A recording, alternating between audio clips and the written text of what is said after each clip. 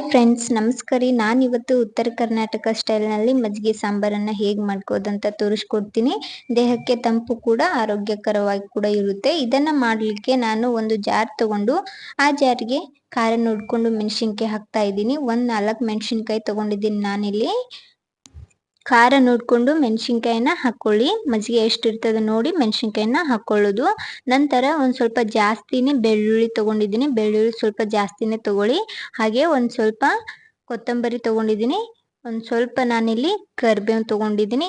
ಇವಾಗ ಇದನ್ನ ನೀರು ಹಾಕದೆ ನೀಟಾಗಿ ಗ್ರೈಂಡ್ ಮಾಡಿ ತಗೊಳ್ಳೋಣ. ಸ್ವಲ್ಪ ತರಿಯಾಗಿದ್ರೂ ನಡೆಯುತ್ತೆ. ಈ ಥರ ನಾನು ಇದನ್ನ ಗ್ರೈಂಡ್ ಮಾಡಿ ಇಟ್ಕೊಂಡಿದ್ದೀನಿ.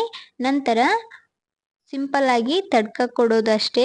ಅದಕ್ಕೋಸ್ಕರ ಒಂದು ಚಿಕ್ಕ ಪಾತ್ರೆಗೆ ಎಣ್ಣೆ ಹಾಕಿ, ಎಣ್ಣೆ ಕಾಯ್ದ ನಂತರ ಒಂದು ಸ್ವಲ್ಪ ಸಾಸಿವೆ ಹಾಗೆ ಜೀರಿಗೆ ಹಾಕ್ಕೊಂಡು, ಹಾಗೆ ಒಂದು ಸ್ವಲ್ಪ ಕರಿಬೇವು ಹಾಕ್ತಾ ಇದ್ದೀನಿ ಒಗ್ಗರಣೆಗೆ. ಇದೆಲ್ಲ ಫ್ರೈ ಆದ ನಂತರ ನಾನು ಪೇಸ್ಟ್ ಮಾಡಿ ಇಟ್ಕೊಂಡಿದ್ನಲ್ಲ ಮೊದಲಿಗೆ, ಆ ಪೇಸ್ಟನ್ನು ಇಲ್ಲಿ ಸೇರಿಸ್ಕೊಂಡಿದ್ದೀನಿ. ಈ ಪೇಸ್ಟನ್ನು ಹಾಕ್ಕೊಂಡು ಮೀಡಿಯಂ ಫ್ಲೇಮಲ್ಲಿ ಇಟ್ಕೊಂಡು ಸ್ವಲ್ಪ ಹೊತ್ತು ಫ್ರೈ ಮಾಡ್ಕೋಬೇಕಾಗ್ತದ.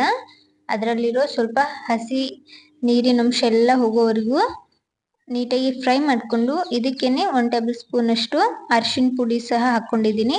ಅರಿಶಿನ ಪುಡಿ ಹಾಕ್ಕೊಂಡು ನೀಟಾಗಿ ಫ್ರೈ ಮಾಡಿಬಿಟ್ಟು ಇವಾಗ ಉಪ್ಪು ಸೇರಿಸ್ತಾ ಇದ್ದೀನಿ ಸ್ವಲ್ಪ. ನೀವು ಬೇಕಾದರೆ ಮಜ್ಜಿಗೆ ಒಳಗೂ ಸ್ವಲ್ಪ ಹಾಕ್ಕೊಳ್ಬೋದು, ಆಮೇಲೆ ರುಚಿ ನೋಡಿ.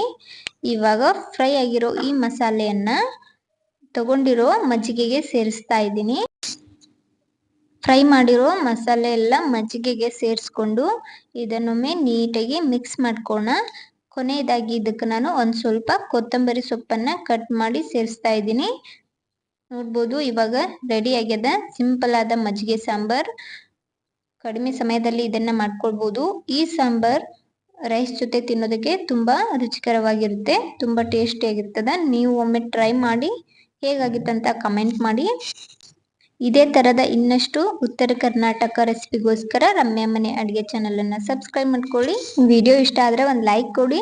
ನನ್ನ ವಿಡಿಯೋ ಯಾರೆಲ್ಲ ನೋಡ್ತಾ ಇದ್ದೀರಾ ಎಲ್ಲರಿಗೂ ಧನ್ಯವಾದಗಳು.